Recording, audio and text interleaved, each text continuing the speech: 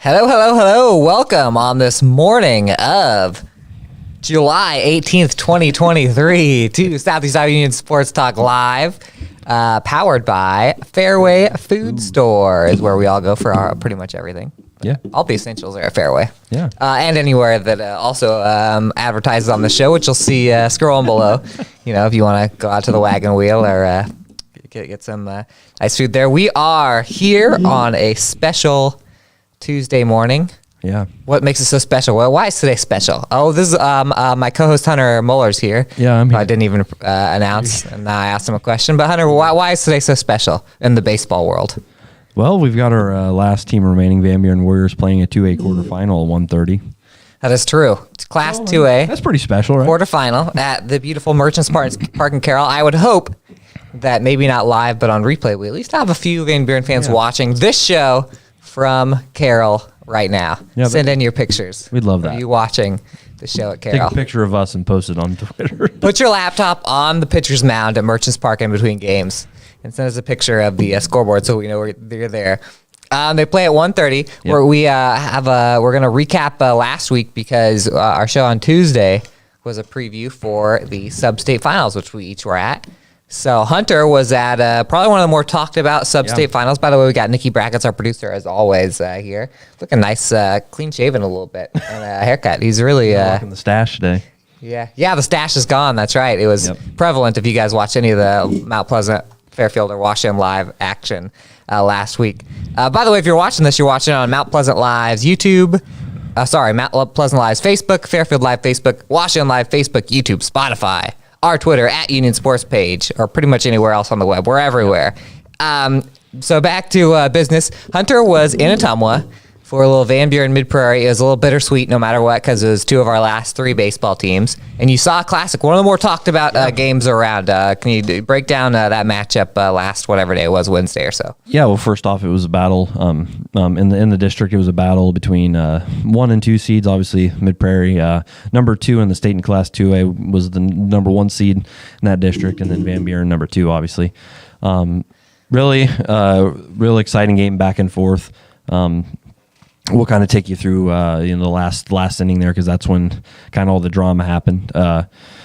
The final ended up being 6-4 in favor of Van Buren. That's why we mentioned them playing today at the state tournament. But it wasn't an easy one, and we kind of had a suspicion that it was going to be a close game. Yeah, we did. Both teams are very good in their own right and pretty similar. But Van Buren was down 4-3 heading into the 7th inning, top of the 7th inning there. Mid-Prairie had just previously scored 3 runs to get back on top after being down 2 there. So after a 1-out walk, Taylor Sprouse got walked, and then Anthony Duncan was hit by a pitch, put runners at first and second.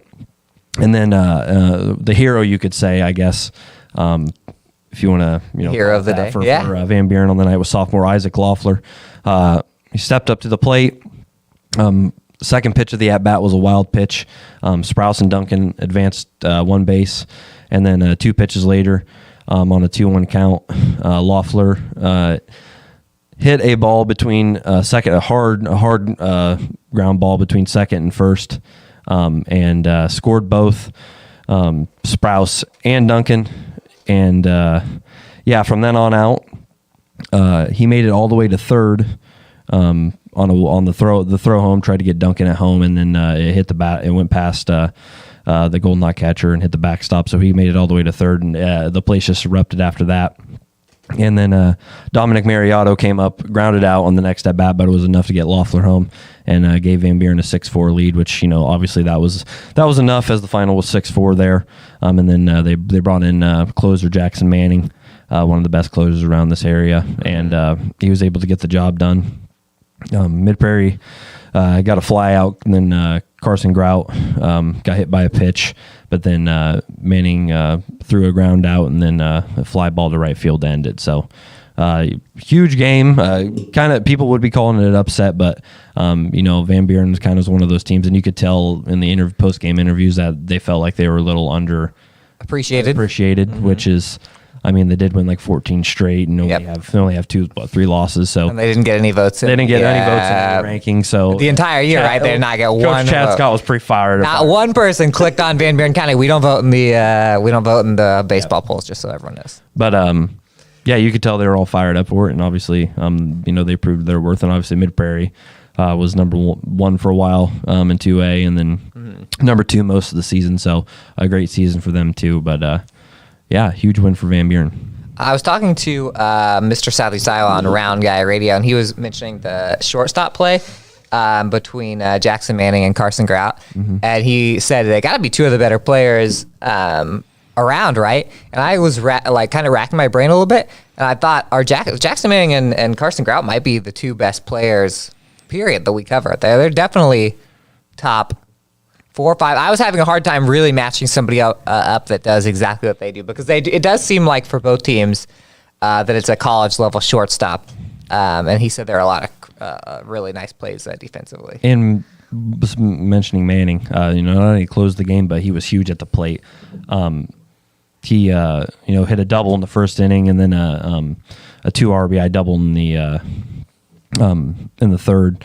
So that eventually gave Van Buren a 3-1 lead before Mid Prairie's 3 runs in that 6th inning or I guess 5th. It would be the 5th inning to make it 4-3 before the kind of rally from Van Buren there. So huge game for him. Mentioning those are 2 doubles off of Colin Miller then too, right? Because he went the first 4 for Mid Prairie there. Yep. So I mean, no one definitely. It was definitely best against best. Sprouse against Miller. It's kind of impressive. There were even 10 runs that came across. So I assume from the Mid Prairie side, disappointment. I think that we thought that they were good enough to, win, honestly, 2A, especially last year. And they kind of showed it. They really didn't have a lot of dips this year. They might have had even with their tough schedule, they had a little bit when they jumped from 1 to 2, but they were pretty much as hot as can be coming into this game too. Yeah. And it was, real exciting. I mean, it was, there was a lot of heart shown by them too. Obviously, they got down 3-1. And it really kind of took them a while because, Taylor Sprouse was pretty dialed in on the mound. And, into that 5th inning, I didn't mention it, but I'll mention it now. Brady Weber scored an RBI single, or notched an RBI single, scoring Cameron Pickard, and then Dylan Henry hit an RBI double, scoring Alex Bean. And then on the throw to third, the ball went out of play, and then Weber got a free trip home, and Henry all the way to third there. So that was their kind of rally early, and then, or I guess in that 5th inning, and then from then on out, as I already mentioned, Van Buren come up huge 2 innings later there when it mattered most. So yeah. So great. I guess the game attests to both of the teams hard. It's just that it was Van Buren County's night. Yeah, and I bet the crowd in Tummel was probably going absolutely. You don't often see Van Buren was the underdog on that. You don't often see the favorite come back, take the lead, and then the underdog fight right back. Usually, when I saw your tweet, because I was at the Hillcrest game. When I saw your tweet that Mid Prairie had taken the lead, I kind of in my brain a little bit almost kind of put it away a little bit, like, oh, they're back and they're not going to give this one up. I was, as I just mentioned, I was at the Hillcrest Academy game. They played Burlington Notre Dame, which was for a chance to play yesterday in the Class 1A tournament. And it was it was 4-3 Notre Dame final.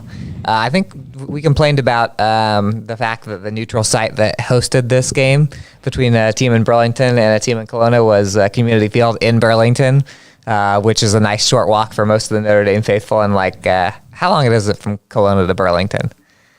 Quite a long ways. It's got to be over. It's got to be in like an hour and 30 minutes. Yeah, it's an hour and 15 minutes. Hour and 15 maybe. It's a long drive. It takes us about 45, 50 minutes to get there. Yeah. But Hillcrest fans showed out, and they had Seth Hours on the mound. I thought Seth Hours pitched really well, but it just you could kind of tell early things weren't bouncing right for Hillcrest Academy. Mm-hmm. Notre Dame loaded the bases in the first inning without a hit into the outfield. It was, I believe, a walk, an error, and a bunt single that was kind of a bunt in a weird area where I don't even remember which Hillcrest player scooped it up and kind of struggled to figure out which out to get. Didn't get any, and then so Hours wiggles out of that. Actually, it wasn't even Hours. It was a line drive to Luke Schrock. That's turned into a double play. And then Liam Schrock threw a guy out of second. So the defense got out of that 0-0. Next inning, exact same thing happens. for Notre Dame. Not one ball into the outfield, bases loaded, nobody out. And this time they finally get one, but it was they had a squeeze play as a no out squeeze play, which was shocking that they tried that. It was perfectly executed to score the first run.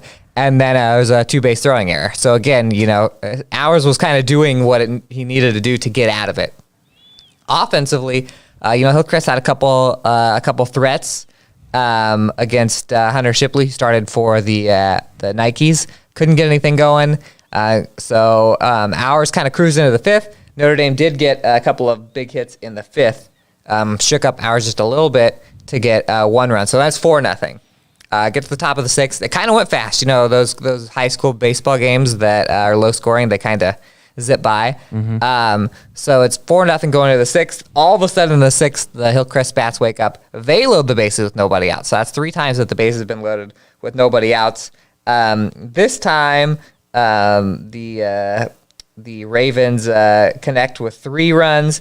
Mason Bender brought one home on a 1-out hit by pitch, and then Liam Schrock had a 2-run. It was ruled an error, like on Varsity Bound, even Hillcrest has it as an error. It was a hot shot off the first baseman. I probably would have ruled it a 2-run single. It was just kind of a real sharp ground ball that kind of bounced off the first baseman and trickled into the outfield, though, which scored 2. So that's 4-3, but Notre Dame gets out of that. Ours still going in the bottom of the sixth. Gets out of it, so they're down 1 in the seventh.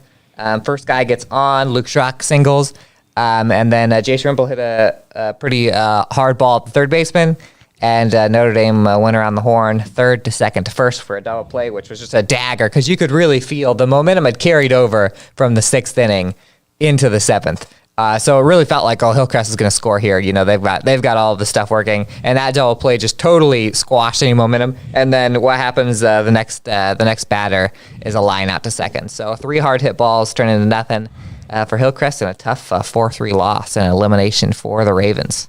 And kudos to them, because they've been down, and I felt like that this matchup was what Hillcrest would kind of want, because familiar opponent. And they played him close the first time around. So, obviously they gave it all they got. And then really, all season long, Hillcrest is kind of known for not backing down. And I think we saw that again. We've kind of seen it all postseason. Obviously, I think they were down to Keota too. Rallied back in that. Or, it was won an extra innings. Scoreless game in the end. And it felt like Hillcrest was kind of the team that if they were there in the end, they would pull out the win. And it just didn't go their way this time. But, great season for them, too. And obviously they lose quite a bit of senior. Yeah, they do. Which stinks for them, but, yeah. That's similar to, so Mid-Prairie loses 4 out of their starting lineup, I believe. So 4 out of their starting 9. And Hillcrest loses, let's see, 1, 2, 3, 4 out of their starting 9. So that's basically half the team gone for both of them. And then obviously Luke Schrock is a big arm for Hillcrest. And same with Colin Miller for Mid-Prairie. So a lot of seniors lost from those 2 teams. We'll see if they rebuild next year. But yeah, so 1A was gone. Notre Dame, by the way, is already out. They lost yesterday. So yesterday was the 1A tournament. Today is the first round of the 2A tournament, and today is today. I was going to say here in a bit, we're going to chat about that. I was trying to transition it. I was trying to do one of those patented Southeast Iowa Union Sports Talk transitions where we talk about the commercials, and it just wasn't hitting right there. Yeah, that's all right. So that was, rare miss on Southeast Iowa Union Sports Talk. You're good. But we're going to throw it to commercial, and we're going to come back. When we come back, we're going to get deeper into Van Buren's game here, which starts in a few hours over at Merchants Park. So stick with us. Federation Bank is a locally owned bank providing award-winning customer service. We believe that we are more than just a federation of banks, but a federation of communities, serving Brighton, Richland, Wellman, and Washington, Iowa. Federation Bank's highly skilled staff is here to make sure you are able to accomplish your personal and professional goals, whatever they may be. Federation Bank, your family bank. Hospice isn't a place, it's a type of care that focuses on living. Servicing a 7-county area, the Hospice of Washington County staff of nurses, social work, hospice aides, spiritual and grief support, volunteers, music and massage therapists are able to provide free end-of-life care where the patient lives. We write wills, give consent for organ donation, but rarely is there a plan for what we would want the final phase of our lives. At Hospice of Washington County, we encourage our patients to be in charge of their healthcare decisions while maintaining quality of life. Unbelievable amount of devastation. I've never seen anything like it. We had a beautiful barn that was gone in 20 minutes. Farm Bureau stepped up right away and said, hey, we got you and we'll be there for you. We were taken care of. Now we could get on to repairing and rebuilding. I tell everybody about Farm Bureau. We're fortunate to say we have good coverage with good people doing it.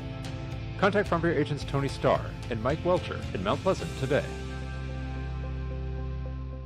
Tammy takes the time and has the personal interest in each one of us. I don't worry about what's going to happen because I know my policy is taken care of. She pulls what I need and puts it together, which is the program I get from her. Every year she calls around September or so and says, there's changes again, and I'm going to do the best thing for you. It's been perfect. She does a great job. At the Capper Auto Group, we put our customers' needs first and understand that everyone is as different as the vehicle they select. We offer new Ford, Chevrolet, Buick, GMC, Jeep, Chrysler, Dodge, and Ram vehicles in a friendly environment that puts you in the driver's seat.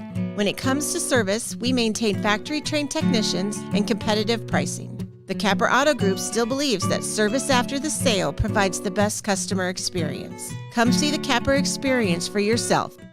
When you aspire to be a dancer, you are both an artist and an athlete. Your strength combines with beauty and grace seamlessly. Your efforts result in enhanced coordination, the ability to cooperate and compromise with others, and the confidence to perform in front of an audience. Not to mention the fun you will have and the lifelong friendships you will develop. We are enrolling now for fall classes, and we would love to see you shine like the star that you are. Join us for Dance and Tumbling at Stairway to the Stars. Please visit our website for online registration. Welcome back to Southeast Iowa Union Sports Talk Live, coming at you live from Southeast Iowa, unless you're watching this on replay, which many of you are, because I don't think that we did a great job of advertising today, that it would be a little earlier. I was going to do that when I woke up, and I got distracted by children, so apologies for that. So, some people may be checking in. They're the pre-gamers that get here about 12:30 to the YouTube. They're ready for some Southeast Iowa Union Sports Talk. They can't even handle it. 30 minutes till the show, and then they realize, wait a minute, the show actually ran 3.5 hours ago. We can just watch it all right now. I am still Andy Krutzinger, Hunter Muller, and Nick Steffen's still here. We are still powered by Fairway Food Stores, as always, and we are going to talk a little bit about the Van Buren County matchup, which, again, 1:30 today, Carroll, at Merchants Park. If you are watching this live, 10 a.m., pretty much wherever you're watching, as long as you're not watching from our eastern portion, you take your laptop or put us on Spotify, get in your car right now and drive to Carroll, and you could be there for first pitch. No bathroom breaks, obviously, so get that out of the way, and no snacks. But you could be there. Well, who knows? Because the way the games went yesterday, a lot of those games started late. Right, exactly. And I actually think that the game Van Buren County and West Lyon play in the 4-5 game. Van Buren got the 5. And the winner of that will play in the second round, will play number 1 Beckman Catholic or Pella Christian, who knocked out the top-ranked team. I think that one's going to be a dogfight. That starts at 11 a.m., so I wouldn't be surprised if Van Buren County's game gets started a little late. So Hunter has been tooth and nail, skipping sleep 24/7, scouting the West Lyon Bears, who Van Buren County will play. By the way, the 2 best records in the entirety of the 1A bracket: a 2-loss team in West Lyon, a 3-loss team in Van Buren County. What do you know about today's matchup? Yeah, well, entering, obviously, Van Buren defeated Winfield 12-0, Mediapolis 10-0, and then the Mid-Prairie 6-4 win over Mid-Prairie. West Lyon, pretty dominant run through the district round, defeated West Sioux 8-0. Then Unity Christian 12-2, and then a little 2-0 win over Forest City to get to state. Pretty. I guess you could say they're pretty similar teams. It seems like West Lyon's got a pretty stout defense. The runs scored 9.3 a game for West Lyon compared to Van Buren's 10.4. Runs against, West Lyon's only allowing 2 runs a game, about 2.1 runs a game. So mentioned pretty dominant defense. Van Buren, on the contrary, 3.4. I guess not on the contrary. It's pretty still pretty good. Runs, hits, Van Buren's pretty much on top of all, leading Westline, and that obviously Van Buren played a couple more games there. Looking at the records, really what kind of stands out is really Westline on mentioned the defensive end, obviously ERA of 1.75 as a team, and they've allowed 105 hits. Really, that's kind of, I think, is going to be the biggest difference is going to be on the pitcher's mound, which is obviously why pitching's pretty important. I'd say leading them, the Wildcats, is Corey McKinney, senior. He's got 6 wins, 42 and 1/3 innings pitched. He's got a 1.32 ERA. So I'm assuming that's going to be their go-to unless unless they have other plans. In that regard. Also on the mound for them, Spencer Vermeer, 4-0 record with an ERA of .89. He's given up 10 runs, 4 earned on 14 hits and 32 strikeouts, so hasn't played as much, but still pretty wild ERA there. And I know we kind of pointed that out last year about New London's final last year about some crazy ERAs, and New London did well against the guys that had sub-1 ERAs, so really anything can happen in that regard. It's about who you play. I'm leading the Wildcats in the box is Spencer Vermeer. He's got a .412 batting average. He's 21 hits, 22 RBIs. Senior Ryan Crichton has a .368 ERA, team high 35 runs, 28 hits. He also has 24 RBIs. And then they also have a three other batters hitting over 300. Or actually, Gage Blount and Tate Hoff, both sophomores, are batting 362 there, and then they have 4 other guys batting over 300. Yeah, they got a lot of guys that there's a few guys that don't seem to start every game. Yeah, they bat pretty high, so you never know with those what games they play. Like there was a kid that didn't start, but he still played in all 27 games. Yeah. So, a little kind of deceiving in that regard. For Van Buren, obviously, you mentioned Jackson Manning batting .517, has a team high. Pretty much, he's team high in a lot of categories. Team high 50 runs, state high in a couple of those. 45 hits, and team leading 60 runs batted in. I believe that's the one that's up there in the state. That's top 2, I believe, coming in at least. Junior Lucas Fett, 383 average, 45 runs, 36 hits, 20 RBIs. Taylor Sprouse, also a senior, 366 average, 20 runs, 37 hits, 38 RBIs. And then 4 other Warriors bat above 300 as well. Tyler Stoltz, Anthony Duncan, TJ Girock, and Isaac Loeffler all above that mark as well. And on the mound, Van Buren has a couple guys they can go to, obviously. The more prominent one that I guess sticks out, 6-1 record, is Taylor Sprouse. He's holding opponents to an average of 146 at the plate. He's given up just 20 runs, 14 earned on 29 hits, and 57 strikeouts. Dylan Richardson, which I have never seen him pitch, but he's got a 7-0 record. He's got an ERA of 1.95, best on the team over 4 starts, allowing 11 runs, 9 earned on 24 hits, 33 strikeouts, and he's holding opponents to a 1.73 average. And then we mentioned Manning, the closer, 2-0 record, ERA of 1.40. He's getting up 4 runs, 4 earned on 8 hits, and 26 strikeouts. And then Fett also holds a 4-run record for the Warriors as well. He's kind of that other guy that gets starts on the mound. So got to be feeling pretty good about if you're Van Buren looking at that at the stats in those regards. And then obviously mentioned Westline earlier, so seem to be pretty good. I think it's going to be a pretty good game either way. Yeah, I forgot to mention. I don't know if I did mention it, but Westline is the 4 seed, and then Van Buren is the 5th seed. So 4 and 5 seeds going at it. It is the game that is supposed to be the closest. I will say that Van Buren should be pretty happy with their Van Buren County. I was trying to say Van Buren County because as a husband of a former Harmony High School school teacher, I know there's some Harmony kids. Lucas Fett is a old Harmony kid. By the way, I saw him get 4 of those RBIs in one swing of the bat against Mediapolis the other day. I would feel confident in their arms. I would assume that Taylor Sprouse is going today because the 4-5. You probably don't save your... Not only do you not save your guy for the semifinals, even if you play the 1 seed, but also if Sprouse pitches well today, they win, then they beat whoever they're playing in the semifinals. you could save his innings and he could come back in the championship games. That I believe New London did something similar last year when they won in 1A. New London, I think, pitched it was their ace all season. Dominic? Oh, yes. It's been so long. It's been a whole year. But they pitched him, and then they threw Josh Catala second round. Oh, that's right. Yeah. And then he was able to come back for the state championship. So Yep.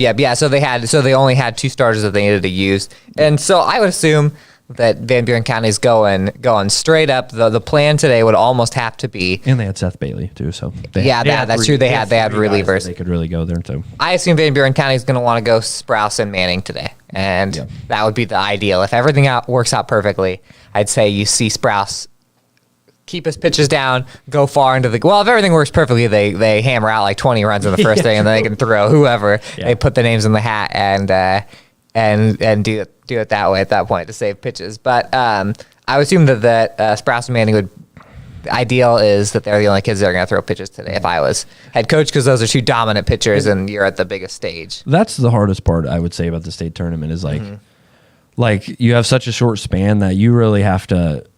That in itself is such an important thing for having pitching, because if you have like a stud ace that you rely on so heavily, and then it's like you use all him up and then you just don't have anything else, then it's like that's what's tough. But Van Buren has some guys that they can fill in there. Obviously, we mentioned Richardson. Neither of us has seen him. Richardson and Fett. I saw Fett pitch. Richardson has not pitched in any of the games I've seen him.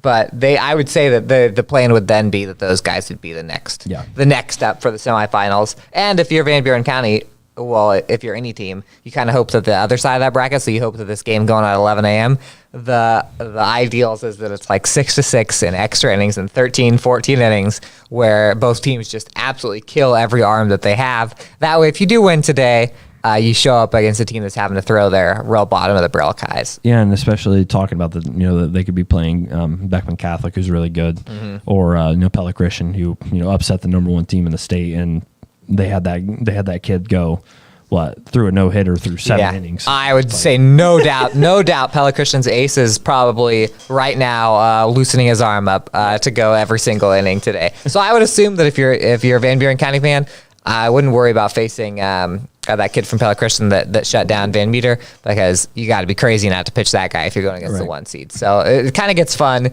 And so the semifinal rounds are always really interesting because you have who's got arms left and stuff like that.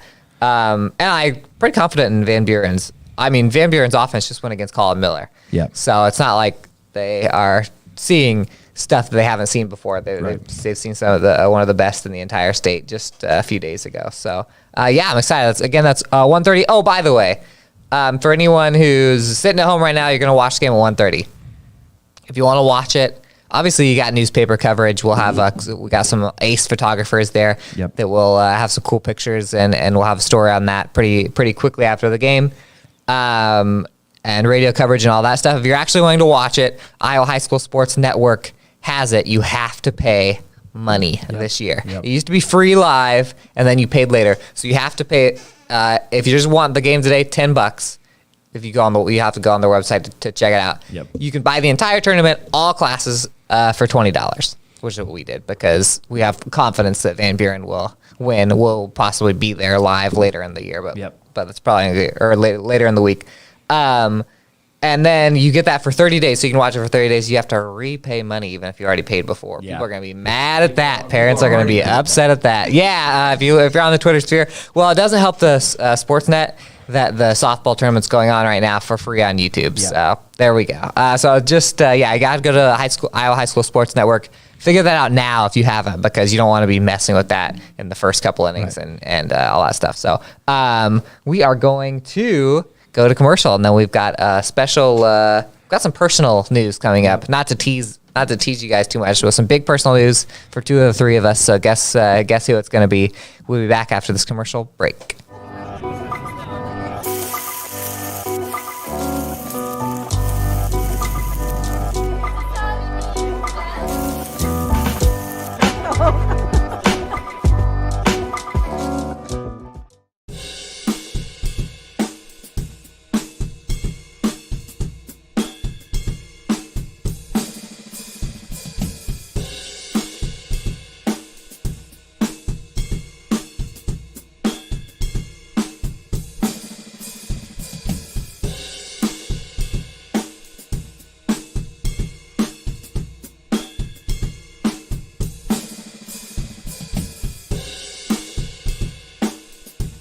Family owned and operated by Andy and Sarah Ross, Ross Auto has been your vehicle repair and maintenance headquarters since 1935. We specialize in all makes of cars and light-duty trucks. With our variety of available services, let us help you keep rolling and your vehicle operating efficiently. Services include general auto repair, alignments, brakes, fuel injection, and more. Schedule your appointment today at 319-653-5656. That's 319-653-5656. At 5 Star Community Credit Union, we want to help you lead a better life. We offer competitive rates and convenient appointment times for all kinds of loans: auto, recreational vehicles, home equity, line of credit, holiday, and personal loans. We make it easy to build your credit and enjoy the good things in life. We invite you to join 5 Star Community Credit Union. We are community-minded and member-focused. Come visit our locations in West Burlington and Mount Pleasant or online at 5starcu.org. Federally insured through the NCUA, Equal Housing Lender.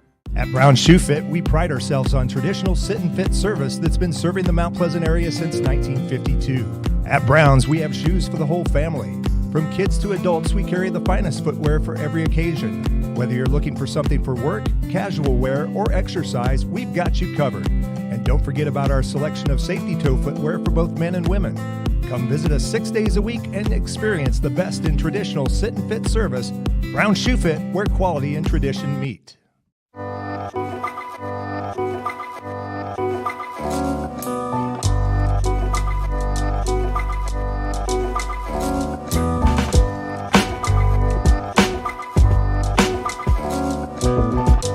Bring the kids and share the memories from steam engines, antique cars and trucks, tractors, gas engines, and horses. Maybe your memories are of great food from the North Village to the Log Village, or learning how to square dance over at the Dance Barn. This is the place where memories are made. Make plans now to enjoy the history of the past at the 2023 Midwest Old Threshers Reunion, August 31st through September 4th in Mount Pleasant. Visit oldthreshers.com for more details. Hello. Welcome back to Southeast Iowa Union Sports Talk Live. I made a mistake during the commercial because I should have instructed our faithful producer, Nikki Brackets, Nick Steffens, who you've all come to know and love if you didn't already, to get on camera, because this will sadly be his last time. Thumbs up if this is your last time confirmed. Southeast Iowa Union Sports Talk. We're a 3-man team here, so that's 33% of our heart being broken. But he's going to the Twin Cities, right? Minneapolis. Great. Honestly, Twin Cities are some of the coolest cities. He's basically right with us because he's still on the historic Avenue of the Saints, Highway 218. So everybody from St. Paul to St. Louis is a big family. Right. But so that's sad. If production, we have backup plans for that, but obviously this show wouldn't exist without Mr. Nicholas. He won our bracket challenge, as everyone remembers. We had some good times. There'll be a new winner next time. And I think that we should invite him back. I think he definitely has to enter next year. We'll get him on. Maybe we'll do little check-ins. Maybe we'll call him on.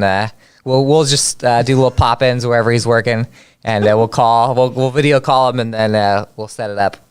We got to get a big TV back here. Yeah. Every once in a while next year. Check on how he's doing. We need 2 TVs. See if they're sick in Minneapolis.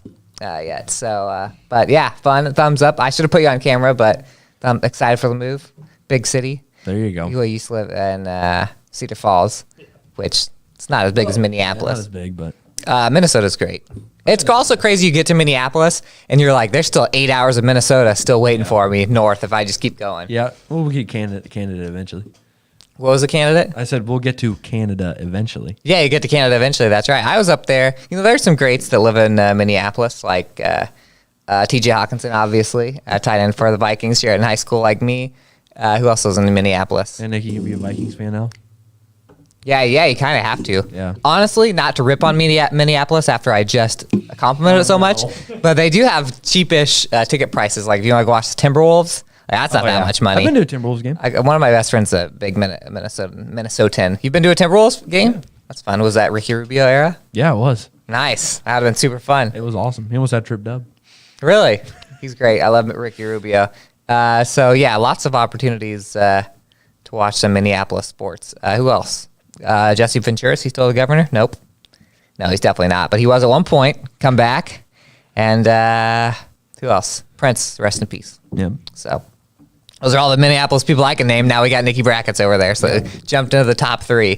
Top 3. So yeah, I don't know. We're not good at sentimental stuff. We'll miss Nick. Yep. It's very sad. Yep. And then on a brighter note, Hunter, this is your last show as a non-married. As long as she says yes. It goes all right. Yeah. And nothing happens. I think it'll be all right.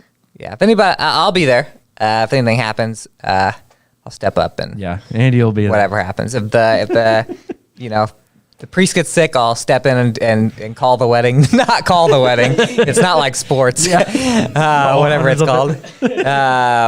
You'll be like Dave Johnson, the old round guy. Yep. You'll be Dave with the old phone up there. Yeah, I'll bring my phone up, call the wedding. What is it? Officiate the wedding. Sorry. And ring bearer trips. I got him. I'll scoop up the fumble. Flower girl. That's your job right now. Just the backup to everybody. You just keep an eye out. You see anything that going south, you just.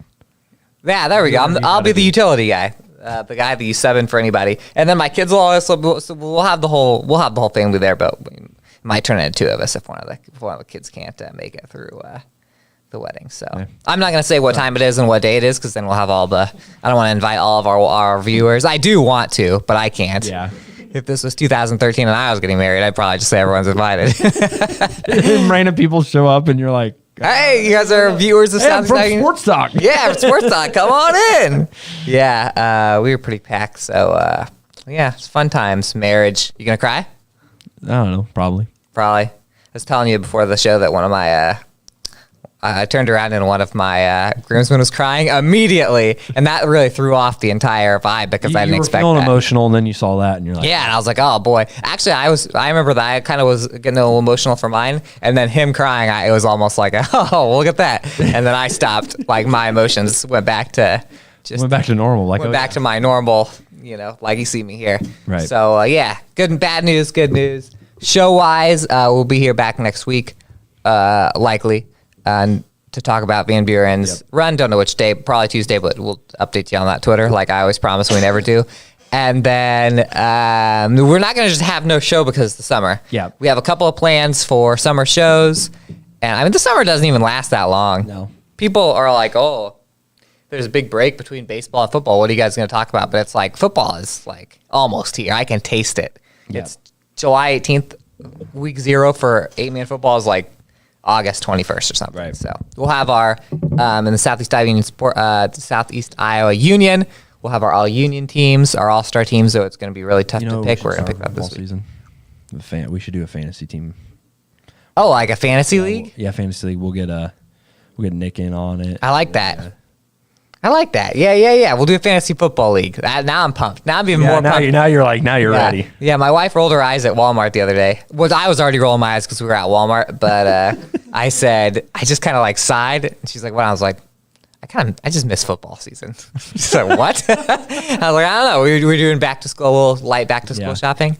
And that makes me think of football. So I mean, think about it. Every day you're pulling up your roster. You're like, I gotta make some moves, trades. Yeah. You feel like you're in the front office, you know? You do. That honestly, if you're playing if you're soaked into football season as much as you should be, and we gotta leave in like 2 minutes because Nick's gotta get home, then that really takes up your whole fall and it makes everything just seem a little bit every day is a little bit more bright. Yep. A little bit brighter. But I was gonna say football. How early do you think? I'm sure there are some people that check the newspaper right now and they're like, we got some football stuff in yet? Like, still baseball, softball stuff. So those people, your time is coming because we'll do all the football previews here pretty soon. Right. So that's going to be very exciting. We got about 2 weeks to It'll get our come fall up quick. sports thing done. Yeah, it comes up really quick when you're the people responsible for putting it together. So I'm already stressed about football season, high school wise. So yeah. And anybody else got anything to add? No? Nick, thumbs up if you're going to miss the fans. Big thumbs up from Nick. So for Nick, Hunter Moeller, Andy Krutzinger, Fairway Food Stores, and all our sponsors, we'll see you